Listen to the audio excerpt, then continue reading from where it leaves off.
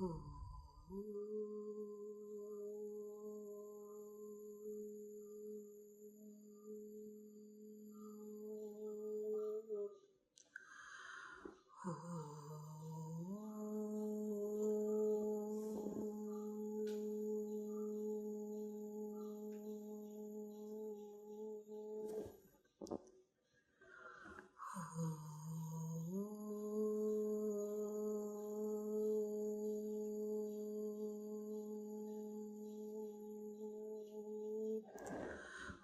ശ്രീ ഗണേശായ നമഃ. ഓം ശ്രീ സരസ്വതി നമഃ. ഓം ശ്രീ ഗുരുഭ്യോ നമഃ. സമസ്തജനകല്യാണേ നിരതം കരുണാമയം നമാമി ചിന്മയം ദേവം സദ്ഗുരും ബ്രഹ്മവിദ്വരം. സദ്ഗുരും ബ്രഹ്മവിദ്വരം. മൂകം കരോതി വാചാലം പങ്കും ലംഘയത്തെ ഗിരിം. യത്കൃപാതമഹം വന്ദേ പരമാനന്ദമാധവം. പരമാനന്ദമാധവം. സർവവേദാന്തസിദ്ധാന്ത ഗോചരം തമഗോചരം ഗോവിന്ദം പരമാനന്ദം സദ്ഗുരും പ്രണതോസ്മ്യഹം. സദ്ഗുരും പ്രണതോസ്മ്യഹം. നമുക്ക് 400 മുതൽക്കൊന്ന് വായിച്ചു പോകാം. അസത്കൽപ്പോ വികൽപ്പോയം വിശ്വമിത്യേകവസ്തുനി നിർവികാരേ നിരാകാരേ നിർവിശേഷേഭിതാ കുതഃ. ദ്രഷ്ടദർശനദൃശ്യാദി ഭാവശൂന്യൈകവസ്തുനി നിർവികാരേ നിരാകാരേ നിർവിശേഷേഭിതാ കുതഃ. കൽപ്പാർണവൈവാത്യന്തപരിപൂർണൈകവസ്തുനി നിർവികാരേ നിരാകാരേ നിർവിശേഷേഭിതാ കുതഃ. തേജസ്സീവ തമോ യത്ര പ്രലീനം ഭ്രാന്തികാരണം അദ്വിതീയേ പരേ തത്വേ നിർവിശേഷേഭിതാ കുതഃ. ഏകാത്മകേ പരേ തത്വേ ഭേദവാർത്താ കഥം വസേത്. സുഷുപ്തൗ സുഖമാത്രായാം ഭേദഃ കേനാവലോകിതഃ. അപ്പോൾ ഇവിടെ പറയുന്നത് നിർവികാരമായിട്ടുള്ള നിർവിശേഷമായിട്ടുള്ള ഒന്നും ഒരു തരത്തിലുള്ള എല്ലാ തരത്തിലുള്ള ഭേദവും അടങ്ങിയ ആ അഭേദമായിട്ടുള്ള ആ തത്വത്തിൽ എവിടെ നിന്ന് ഭേദം ഉണ്ടാകാനാണ്? സമുദ്രം പോലെ അത്യന്തം പരിപൂർണമായിട്ടുള്ള ആ തത്വത്തിൽ ആ വസ്തുവിൽ, അതാണ് പരം വസ്തു അല്ലെങ്കിൽ സത്യസ്വരൂപം. അവിടെ ഭിദാ കുതഃ, ഭേദം എങ്ങനെ ഉണ്ടാകും? പ്രളയ സമയത്താണെങ്കിൽ ഭൂമിയിലെല്ലായിടത്തും ജലം, അവിടെ അതിൻ്റെ അടിയിൽ എന്തെങ്കിലും ഉണ്ടോ എന്നൊന്നും അറിയാനായിട്ട് സാധിക്കില്ല. എല്ലാം ജലത്തിൽ ലയിച്ചിരിക്കുന്ന ആ സമയത്ത് ജലം മാത്രമാണ്, അവിടെ വേറൊന്നുമില്ല. അങ്ങനെയുള്ള സമുദ്രം പോലെ പരിപൂർണമായിട്ടുള്ള അത്യന്തം പരിപൂർണമായിട്ടുള്ള ആ തത്വത്തിൽ എന്താ അർത്ഥമാക്കേണ്ടത്? ഈ മനസ്സാണ്, ഈ കാണുന്ന മനസ്സാണ്, നമ്മളുടെ മനസ്സ് തന്നെയാണ് ഈ പ്രപഞ്ചം. അല്ലേ? നമ്മളുടെ മനസ്സെങ്ങനെയോ അതുപോലെ നമ്മൾക്ക് പ്രപഞ്ചത്തെ അനുഭവപ്പെടും. മനസ്സിൽ വളരെയധികം ശാന്തമാണ് മനസ്സെങ്കിൽ ഈ പ്രപഞ്ചവും ശാന്തമായിട്ട് അനുഭവപ്പെടും. അപ്പോൾ ആ മനസ്സ് ചിത്തവൃത്തികളെല്ലാം അടങ്ങി പരിപൂർണമായിട്ടും മനസ്സിൽ ചിത്തവൃത്തികളെല്ലാം അടങ്ങി, വൃത്തികളൊക്കെ ചത്തു, വൃത്തികളൊന്നുമില്ല. ഒരു ഒരു ബ്രഹ്മാകാര വൃത്തി ഉണ്ടായിരുന്നു. അതും അതിൻ്റെ ലക്ഷ്യത്തെ സാധൂകരിച്ചിട്ട് അതും അപ്രത്യക്ഷമായ അവസ്ഥ.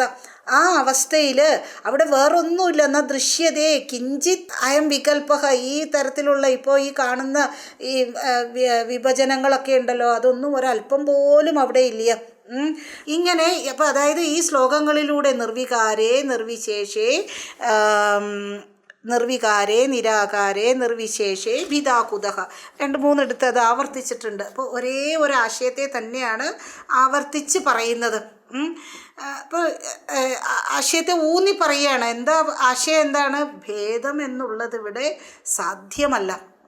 അപ്പോൾ ഭേദമില്ലാത്ത ഒരു തരത്തിലുള്ള ഭേദവും അപ്ലൈ ചെയ്യാനായിട്ട് സാധിക്കാത്ത അഭേദമായിട്ടുള്ള ആ തത്വമാണ് ഞാൻ. പിന്നെ എന്തിന് ഈ ഭേദങ്ങൾ? അത് വേറെ, ഞാൻ വേറെ, നീ വേറെ എന്നൊക്കെ പറഞ്ഞിട്ട് എവിടെയും നമ്മൾ ഭേദം കണ്ടെത്തും അല്ലേ? എവിടെയും നമ്മൾ ഈ തത്വത്തെ കുറച്ചെങ്കിലും സാംശീകരിച്ചിട്ടുണ്ട് എങ്കിൽ നമ്മൾക്ക് നമ്മളുടെ നേച്ചറിനെ നല്ലപോലെ മാറ്റാനായിട്ട് സാധിക്കും. ശാസ്ത്രത്തിന് അതിനുള്ള ശക്തിയുണ്ട്. അപ്പം അതുകൊണ്ട് ഇത് നിരന്തരം മനനം ചെയ്യേണ്ടിയിരിക്കുന്നു. ഇനി പലതരത്തിലുള്ള മതങ്ങളുണ്ടല്ലോ ഇവിടെ, പലതരത്തിലുള്ള സ്കൂൾസ് ഓഫ് തോട്ട്സ് അല്ലേ, വാദഗതികളുണ്ട്, പല മതങ്ങളുണ്ട്. അവർക്കൊക്കെ സത്യമെന്നുള്ളത് എല്ലാവർക്കും പൊതുവായിട്ടുള്ളതായിരിക്കണം. നിങ്ങളുടെ സത്യമല്ല ഞങ്ങളുടെ സത്യം, അങ്ങനെ പറയാനായിട്ട് സാധിക്കില്ല. എല്ലാവർക്കും പൊതുവായിരിക്കുന്ന യൂണിവേഴ്സൽ ട്രൂത്താണ് ഈ പറയുന്ന കാര്യം. അതായത് എല്ലാവർക്കും പൊതുവായിട്ടുള്ളതാണ്. സത്യം എന്നുള്ളത് എല്ലാവർക്കും പൊതുവായിട്ടുള്ളതാണ്. പക്ഷേ ഈശ്വരൻ്റെ പല പല രൂപങ്ങൾ, ചിലർ രൂപമേ ഇല്ല, അരൂപിയാണ് ഈശ്വരൻ. ചിലർ പലതരത്തിലുള്ള രൂപങ്ങൾ, ചിലർക്ക് പലതരത്തിലുള്ള ഭാവങ്ങൾ, ഇങ്ങനെ അത് എല്ലാവരും അംഗീകരിക്കണമെന്നില്ല.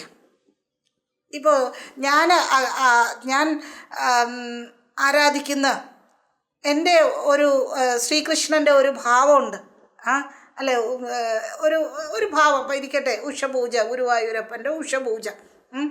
ആ ഭാവം അതിപ്പോൾ എല്ലാവരും അംഗീകരിക്കണമെന്നില്ല. ഞങ്ങളുടെ കൃഷ്ണൻ കുട്ടിക്കൃഷ്ണനൊന്നുമല്ല, ഞങ്ങളുടെ കൃഷ്ണൻ ഗീതാകൃഷ്ണനാണ്. അർജുനന് ഉപദേശം കൊടുത്ത ആ പാർത്ഥസാരഥിയാണ്, പാർത്ഥൻ്റെ സാരഥി. അങ്ങനെ പലരും നമ്മളുടെ ഭാവത്തെ ഇപ്പോൾ ഈ ഇതിലുള്ളവർ തന്നെ ചിലപ്പോൾ അംഗീകരിക്കില്ല.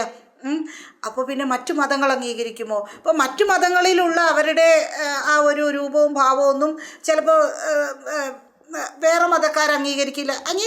അതാണ്, അംഗീകരിക്കില്ല എന്നല്ല, ചിലപ്പോഴൊന്നും അല്ല, അംഗീകരിക്കില്ല അല്ലേ?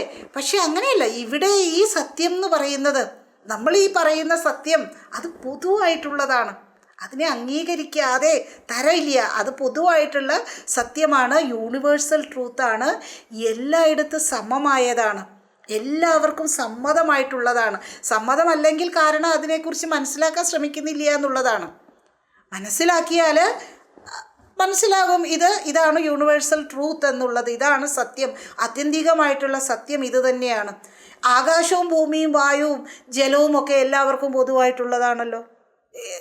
ഇന്ന മതക്കാർക്ക് ഇന്ന ആകാശം, ഇന്ന ജാതിക്ക് ഇന്ന ആകാശം, അങ്ങനെയൊന്നുമില്ലല്ലോ. ആകാശത്തിന് അതിരുകളോ അല്ലെങ്കിൽ ആകാശം ഒരു പ്രത്യേക ഒരു പേഴ്സണൽ പ്രോപ്പർട്ടി ഒന്നും അല്ലല്ലോ. ആകാശം ഭൂമി വായു ജലം എല്ലാം അതെ. അതുപോലെ തന്നെ ഈ ശരീരം, ഇത് നിർമ്മിച്ചിരിക്കുന്നത് പഞ്ചഭൂതാത്മകമാണ്. ഈ ശരീരം അതും കോമൺ ടു എവരിബഡി. ഈ ശരീരം പഞ്ചഭൂതാത്മകമാണ് എന്നുള്ളത് മനസ്സിലാക്കിയിട്ടുണ്ടെങ്കിൽ എല്ലാവർക്കും മനസ്സിലാവും. അതൊരു പൊതു തത്വമാണത്, ഒരു യൂണിവേഴ്സൽ ഫാക്റ്റാണത്. ഇനി ഈ മനുഷ്യരിൽ തന്നെ വ്യത്യസ്തമായിട്ടുള്ള ആകൃതിയുണ്ട്. പല സ്ത്രീയാകാം, പുരുഷനാകാം, ചിലർ വണ്ണം വെച്ചിട്ടുണ്ടാകാം, ചിലർ മെലിഞ്ഞിട്ടാകാം. എങ്ങനെയൊക്കെയാണ് എങ്കിലും ഇതിൻ്റെ ഉള്ളിൽ ആന്തരാവയവങ്ങളൊക്കെ ഉണ്ടല്ലോ, കിഡ്നി, ലിവർ എന്നൊക്കെ ഉള്ളത്. അതിപ്പോൾ ധനികനാണ് എങ്കിലും അതിൻ്റെ പ്രവർത്തന രീതികളും ഒക്കെ ധനികൻ്റേതും അതുപോലെ ദരിദ്രൻ്റേതും ഏത് ജാതിയിൽപ്പെട്ടവൻ്റേതും ഏത് മതത്തിൽപ്പെട്ടവൻ്റേതും ഒക്കെ ഒരുപോലെയാണല്ലോ. ഒരു വ്യത്യാസവുമില്ലല്ലോ അവിടെയൊന്നും അല്ലേ?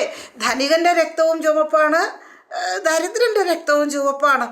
സപ്തധാതുക്കളാൽ നിർമ്മിതമായിട്ടുള്ള ഈ ശരീരം, അത് സപ്തധാതു എന്നുള്ളത് എല്ലാവർക്കും ഒരേപോലെയാണ്, ഒരേ ഘടകമാണ് അതിലുള്ളത് അല്ലേ? അപ്പോൾ ദരിദ്രനും ധനികനും ഒക്കെ കിഡ്നിയുണ്ട്, ലിവറുണ്ട്. ഇവിടെയൊന്നും ഒരു തരത്തിലുള്ള ഭേദവും നമുക്ക് പറയാൻ പറ്റില്ല, എല്ലാവർക്കും ഒരുപോലെയാണ്. അപ്പോൾ നമ്മൾ കാരണത്തിലാണ് നമ്മളുടെ ദൃഷ്ടി പതിപ്പിക്കുന്നത് എങ്കിൽ ഈ സ്വഭാവം ഉണ്ട്, നമ്മളുടെ ഈ ഇപ്പോൾ ഉള്ള സ്വഭാവം ഉണ്ടല്ലോ, ഭേദം കാണുക എന്നുള്ളത്, ഞാൻ വേറെ നീ വേറെ, എത്ര എത്ര ഭേദം കൊണ്ടാണ് ഇവിടെ ഈ പ്രശ്നങ്ങൾ മുഴുവനും. അപ്പോൾ ഇതിനൊക്കെ പൊതുവായിട്ടുള്ള ഒരു കാരണത്തിൽ നമ്മൾ ദൃഷ്ടി പതിപ്പിക്കുകയാണ് എങ്കിൽ ഈ ഭേദം സ്വാഭാവികമായി പമ്പ കടക്കും, പറ കടക്കും, നശിക്കും. ഈ ഭേദബുദ്ധി നശിക്കും. അപ്പം ഈ ശരീരം പഞ്ചഭൂതങ്ങളാൽ സൃഷ്ടിക്കപ്പെട്ടതാണ്. 5 തന്മാത്രകളിൽ എന്ത് ഭേദമുള്ളത്? എല്ലാവർക്കും പൊതുവാണ്. അപ്പോൾ ഈ 5 തന്മാത്രകളിൽ എവിടെയെങ്കിലും ഉയർച്ച താഴ്ചകളുണ്ടോ? നിൻ്റെ വീട്ടിലുള്ള ആകാശം, പിന്നെ നമ്മളതിനെ ചിലരുടെ വീട്ടിലേക്ക് കയറി ചെല്ലുമ്പോൾ ഭിത്തിക്ക് വരെ ഒരുമാതിരി സ്മെല്ലായിരിക്കും. അതൊക്കെ നമ്മളെങ്ങനെ കീപ്പ് ചെയ്യുന്നു എന്നനുസരിച്ചിട്ടാണ്. അവിടുത്തെ ആകാശത്തിനോ വായുവിൻ്റെയോ ഒന്നും അല്ല പ്രശ്നം, നമ്മളാണതിനെ ശരിയാക്കുന്നത്, അല്ലേ? അപ്പോൾ ഈ കാരണത്തിൽ ഭേദം നിലനിൽക്കുന്നില്ല. പഞ്ചഭൂതാത്മകമാണ് ഈ ശരീരം. ഇത് മനസ്സിലാക്കുകയാണ് എങ്കിൽ ഈ ശരീരത്തിലുള്ള ഭേദഗതികളൊക്കെ നമ്മൾക്ക് പോകും, ഭേദം നശിക്കും. അപ്പോൾ ഇനി എല്ലാ ശരീരത്തിലും, വൃക്ഷത്തിലായിക്കൊള്ളട്ടെ, മൃഗങ്ങളിലായിക്കൊള്ളട്ടെ, പക്ഷികളിലായിക്കൊള്ളട്ടെ, തിരിയക്ക് പശുവാദികളിലായിക്കൊള്ളട്ടെ, എല്ലാറ്റിലും ജീവനുണ്ടല്ലോ. അത് പൊതുവായിട്ടുള്ളതാണല്ലോ, എല്ലാവരും അംഗീകരിക്കുന്നുവല്ലോ. സസ്യത്തിനും ജീവനുണ്ട് എന്നുള്ളത് എല്ലാവരും അംഗീകരിക്കുന്നുവല്ലോ. അതിനെ ആരും നിരാകരിക്കുന്നില്ല. എല്ലാ ശരീരത്തിലും ഉണ്ട്, അല്ലേ, ജീവൻ എന്നുള്ള ആ തത്വം. അപ്പോൾ ഈ ജീവദൃഷ്ടി വരുമ്പോഴേക്കും, ജീവനിൽ ദൃഷ്ടി പതിയുമ്പോഴേക്കും പഞ്ചഭൂതാത്മകമാണെന്നുള്ളതോ അല്ലെങ്കിൽ ശരീരത്തിൻ്റെ ആകൃതിയോ കളറോ ഒക്കെ നമ്മളിൽ നിന്നും പോകും, നമ്മളിൽ നിന്നും പോകും. എന്നിട്ട് ജീവനിലാകും സൃഷ്ടി. അതുപോലെ തന്നെ എല്ലാ ജീവജാലങ്ങളിലും ജീവനുണ്ടെന്നുള്ളതും ആരും നിരാകരിക്കുന്നില്ല. അപ്പോൾ ജീവൻ ഒരു പ്രത്യേക ആകൃതി എന്തെങ്കിലും പറയുന്നുണ്ടോ? ജീവനിൽ എന്തെങ്കിലും ഭേദം പറയുന്നുണ്ടോ? എല്ലാവർക്കും ജീവൻ, ആ ജീവൻ എന്നുള്ള ആ ദൃഷ്ടിയിലേക്ക് വന്നു കഴിയുമ്പോൾ നമ്മൾക്ക് ഒരു ജീവിയെപ്പോലും ആക്രമിക്കാനോ അല്ലെങ്കിൽ കൊല്ലാനോ ഒന്നും പറ്റില്ല. പ്രാണസ്യ പ്രാണഹ. ഇപ്പം ജീവനും ജീവനായിട്ടുള്ള, പ്രാണനും പ്രാണനായിട്ടുള്ള ജീവനെ വിചാരിക്കുമ്പോൾ, അല്ലെ, ജീവനും ജീവനായിട്ടുള്ള ആ തത്വത്തിൽ നിർവിശേഷേ ഭിദാകുതഹ, എന്ത് ഭേദമാണുള്ളത്? ഇതൊരു യൂണിവേഴ്സൽ ട്രൂത്താണ്, ഇതിലൊരു വ്യത്യാസവുമില്ല. ഞങ്ങളുടെ മതത്തിൽ ജീവൻ അങ്ങനെയാണ്, ഞങ്ങളുടെ മതത്തിൽ ജീവൻ ഇങ്ങനെയാണ് എന്നൊന്നും ആരും അഭിമാനത്തോടു കൂടി പറയുന്നത് കേട്ടിട്ടില്ല. അങ്ങനെയൊന്നും എവിടെയും പറയുന്നത് കേട്ടിട്ടില്ല സാധാരണ രീതിയിൽ. സത്താ സാമാന്യം, എല്ലായിടത്തും ഒരേപോലെയാണ്. അപ്പോൾ എന്താ പറഞ്ഞു വരുന്നത്? ഈ സ്ഥൂല വസ്തുക്കളിൽ നിന്നും സൂക്ഷ്മ വസ്തുവിലേക്ക് ശ്രദ്ധ ചെലുത്തുമ്പോൾ ഈ വ്യത്യാസങ്ങൾ, നമ്മൾ ഈ പുറമേ കാണുന്ന ഉപരിപ്ലവമായിട്ടുള്ള വ്യത്യാസങ്ങൾ നിലയ്ക്കും. അപ്പോൾ സൂക്ഷ്മത്തിലും അതിസൂക്ഷ്മമായിട്ടുള്ള ജീവൻ അത്യന്ത സൂക്ഷ്മമാണ്. അപ്പം ജീവൻ പ്രത്യക്ഷപ്പെടുന്ന ആ തത്വം, അല്ലെങ്കിൽ ജീവനായിട്ട് പ്രത്യക്ഷപ്പെടുന്ന ആ തത്വം, അത് അത്യന്തം സൂക്ഷ്മമാണ്. അതിലെന്ത് വ്യത്യാസമാണുള്ളത്? എല്ലായിടത്തും ഒരുപോലെയല്ലേ? അപ്പം അദ്വൈത സിദ്ധാന്തം ആ സത്യത്തിൻ്റെ സ്വരൂപത്തെ നമ്മൾക്ക് മനസ്സിലാക്കി തരികയാണ്, അല്ലെങ്കിൽ പറഞ്ഞു തരികയാണ്. അപ്പം സത്യം മാത്രമാണ് ആത്യന്തികമായിട്ടുള്ള ആ തത്വം എന്നുള്ളത്. ഇത് മാത്രമാണ്, അതൊന്നാണ്. രണ്ടെന്ന ഒന്ന് അതിലില്ല. രണ്ടെന്ന് പറയാനായിട്ട് അതല്ലാതെ വേറൊന്നും ഇല്ല എങ്കിൽ പിന്നെ രണ്ടെന്നുള്ളത് എങ്ങനെയാണ് വെക്കുക? എന്തെങ്കിലും രണ്ടായിട്ട് കാണുന്നുണ്ട് എങ്കിൽ ആ ഒന്നിൻ്റെ ഒരു പ്രകടനം മാത്രമാണത്. അദ്വൈതത്തിൻ്റെ സൗന്ദര്യം ഇതാണ്. ഈ ലോകത്തെ ഇങ്ങനെ പച്ചയായിട്ട് അനുഭവിച്ചുകൊണ്ടിരിക്കുമ്പോഴും ഈ ലോകത്തെ നിരാകരിക്കുന്നു, അനുഭവിക്കുന്നു എന്നുള്ളത് അത് വേറെ കാര്യം. പക്ഷേ അത് സത്യമാണോ? അവിടെയാണ് അദ്വൈതത്തിൻ്റെ പ്രസക്തി എന്നുള്ളത്, അല്ലേ? അത്രമാത്രം ധൈര്യപൂർവമാണ് അദ്വൈതത്തെ സാക്ഷാത്കരിച്ച മഹാത്മാക്കൾ പറയുന്നത്. നോക്കിക്കൊണ്ട് കണ്ടുകൊണ്ട് അവരുടെ മുമ്പിൽ നാം പച്ചയായിട്ട് നിൽക്കുന്നു, എന്നിട്ടും അവർ പറയുന്നു ഭിദാകുതഹ, എവിടെ ഭേദം? ഇവിടെ ഞാനല്ലാതെ വേറെ എന്നിൽ നിന്നും അന്യമായിട്ട് ഇവിടെ യാതൊന്നുമില്ല. അപ്പം നമ്മളുടെ അനുഭവതലം ആപേക്ഷികമായിട്ടുള്ള സത്യമാണ് എന്ന് മോഡേൺ സയൻസും അംഗീകരിക്കുന്നു. ഈ അനുഭവിക്കുന്നത് അത് ആപേക്ഷികമാണത്, അത് ആത്യന്തികമായിട്ടുള്ള സത്യമല്ല. ഇനി അതിനിവിടെ ഉദാഹരണം പറഞ്ഞിരിക്കുന്നത് സുഷുപ്തിയിൽ എല്ലാ ഉപാധിയും ലയിച്ചിരിക്കുന്നു. സുഷുപ്തി അല്ല എന്നും നമ്മൾ അനുഭവിക്കുന്നുണ്ടല്ലേ. സുഷുപ്തിയിലെ അവസ്ഥയും സമാധിയിലെ അവസ്ഥയും ബ്രഹ്മ അവസ്ഥ അല്ലെങ്കിൽ ബ്രഹ്മ സാക്ഷാത്കരിച്ചിരിക്കുന്ന ഒരു മഹാത്മാവിൻ്റെ സ്ഥിതിയും ഇതെല്ലാം ഒരേപോലെയാണ്. ആ സുഷുപ്തിയിലുള്ള ആ ഒരു അനന്ത വേറെ ഒന്നുമില്ല അവിടെയും ലയം. പക്ഷേ അത് കുറച്ച് നേരത്തേക്കുള്ളൂ. അതിൽ നിന്നും എഴുന്നേറ്റ് വരുമ്പോൾ നമ്മൾ വീണ്ടും പഴയപടിയാകും. അവിടെ വ്യത്യാസം, അങ്ങനെയുണ്ട് വ്യത്യാസം. പിന്നെ അവിടെ ഒരു അറിവില്ലായ്മയും അവിടെയുണ്ട്, ഒരു അജ്ഞാനത്തിൻ്റെ ഒരു ഘടകവും അവിടെയുണ്ട്. അപ്പോൾ സുഷുപ്തിയിലെല്ലാം ഉപാധിയിൽ ലയിച്ചിരിക്കുകയാണ്. ആ അവസ്ഥയിൽ എവിടെ എന്തെങ്കിലും ഭേദമുണ്ടോ? ഞാൻ അനുഭവിച്ച സുഷുപ്തി, എൻ്റെ നായ അനുഭവിച്ച സുഷുപ്തി, ഒരു വ്യത്യാസവുമില്ല, ഒരേ കാര്യമാണ്. അപ്പോൾ എല്ലാവരിലും പൊതുവായിട്ടുള്ളതിൽ ഒരു എതിരഭിപ്രായവുമില്ല. അപ്പം എല്ലാവരും അംഗീകരിക്കുന്നു ഞാനുണ്ട്, ഞാൻ ഏത് ലാംഗ്വേജിലാണ് എങ്കിലും ഈ ഞാൻ എന്നുള്ളതിന് തത്തുല്യമായിട്ടുള്ളത് എന്തെങ്കിലും കാണും. ഐ, അഹം, മേൻ, അങ്ങനെയാന്ന് തോന്നുന്നില്ലേ? ഓക്കെ. അപ്പം ഇങ്ങനെ എല്ലാവരും അംഗീകരിക്കുന്നു ഞാൻ, ആ ഉണ്മയെ എല്ലാവരും അംഗീകരിക്കുന്നു. ഇതിൽ രണ്ടാമത് ഒരു അഭിപ്രായവുമില്ല, ഒരു എതിരഭിപ്രായവുമില്ല. അപ്പോൾ ഞാൻ ആ സത് വസ്തുവാണ്, അതിൽ യാതൊരു വിധത്തിലുള്ള ഭേദവുമില്ല. ഇതാണ് നമ്മൾ 2-3 ശ്ലോകത്തിലൂടെ നിർവികാരേ നിരാകാരേ നിർവിശേഷേ പിതാകുതഹ എന്നിങ്ങനെ ആവർത്തിച്ച ഒരേ ആശയത്തെ ഫോഴ്സ് കൊടുത്ത് പറയുകയാണ്. മനസ്സിലാക്കൂ, ഒരല്പം പോലും ഭേദമില്ല. ഞാനും നീയും തമ്മിൽ നമ്മളൊന്നാണ്. ഇതിൽ നിന്നും അല്ലേ, നമ്മളൊന്നാണെന്ന് പറയുമ്പോൾ നമ്മൾക്ക് എന്തൊരാശ്വാസമാണ് കിട്ടുക. നീ എന്നേക്കാളും താഴെയാണ് കേട്ടോ, നീ എൻ്റെ താഴെ ഇരിക്കാവുള്ളൂ. അതാണോ നമ്മളെ സന്തോഷിപ്പിക്കുന്നത്? വരൂ എന്ന് പറഞ്ഞ് ചേർത്ത് പിടിക്കുന്നതാണോ സന്തോഷമാകുന്നത് നമ്മൾക്ക്? അപ്പോൾ ആ ഭേദം, അതൊക്കെ ഉപരിപ്ലവമായിട്ടുള്ള കാര്യങ്ങളാണ് ഞാൻ ഈ പറയുന്നത്. അതിൽ പോലും എത്രമാത്രം മനസ്സുഖം അല്ലെങ്കിൽ ശാന്തിയാണ് നമ്മൾക്ക് എങ്കിൽ ഒരു തരത്തിലുള്ള ഭേദവുമില്ലാത്ത സത്യവസ്തുവാണ് ഞാനെന്നുള്ള അറിവും ആ അനുഭവവും ആ അനുഭവത്തിൽ മുഴുകിയിരിക്കാറായിട്ടുണ്ട് എങ്കിൽ എത്ര പരമശാന്തിയല്ലേ അത്. ഓക്കെ, ഇനി നമ്മൾക്ക് 405 ശ്ലോകത്തിലേക്ക് നോക്കാം.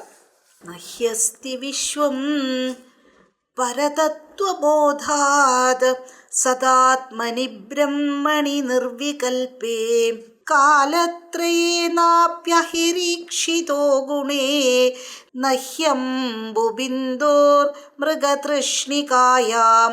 പദങ്ങളൊന്ന് പറഞ്ഞേക്കാം. ന ഹി അസ്തി വിശ്വം പരതത്വബോധാത് സദാത്മനി ബ്രഹ്മണി നിർവികൽപേ കാലത്രയേ ന അപി അഹിഹി എന്നാണ് ആ പദം.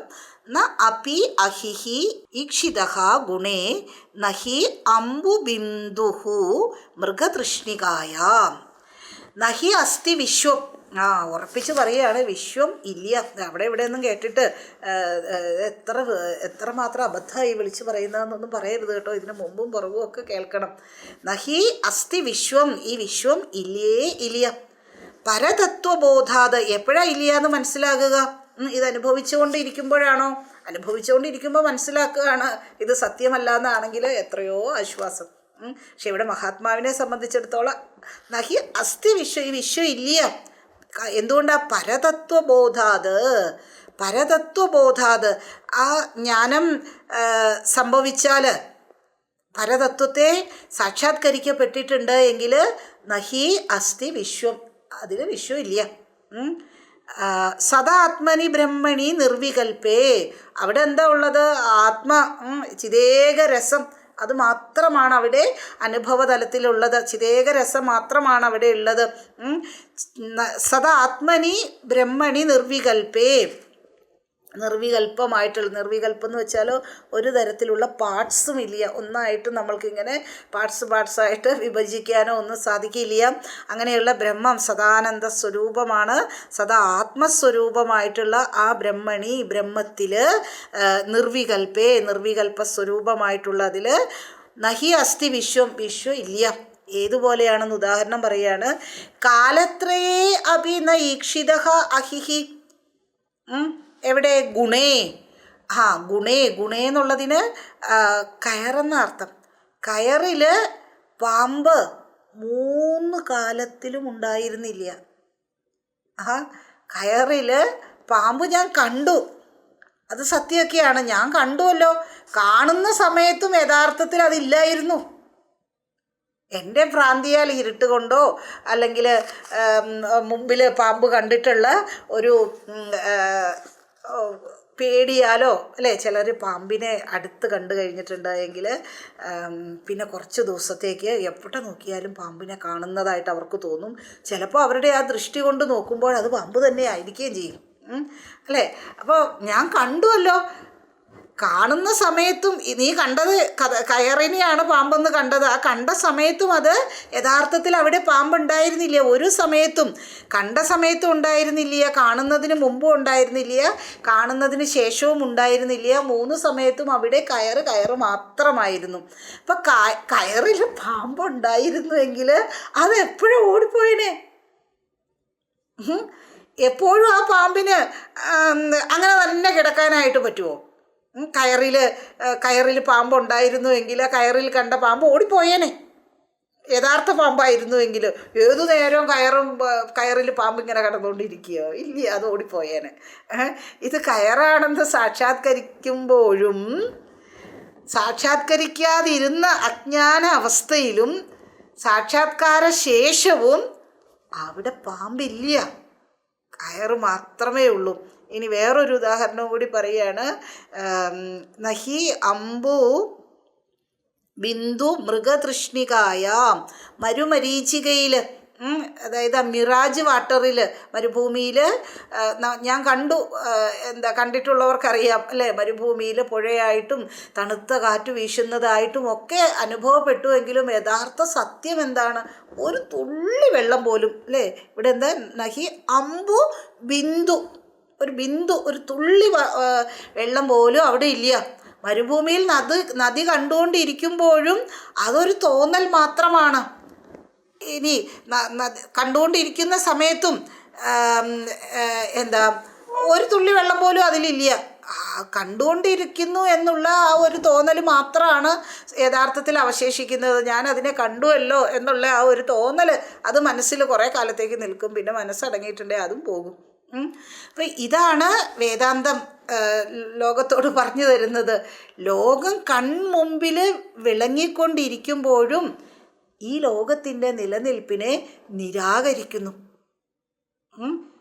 ആർക്കാ ഇപ്പം നിരാകരിക്കാൻ പറ്റാത്തത്? എന്തൊക്കെ ആരോപണങ്ങൾ നമ്മളുടെ പൊളിറ്റീഷ്യൻസ് നിരാകരിക്കുന്നു അല്ലേ. ഞാനതിനെ ശക്തിവത്തായിട്ട് എതിർക്കുന്നു എന്നൊക്കെ പറയും.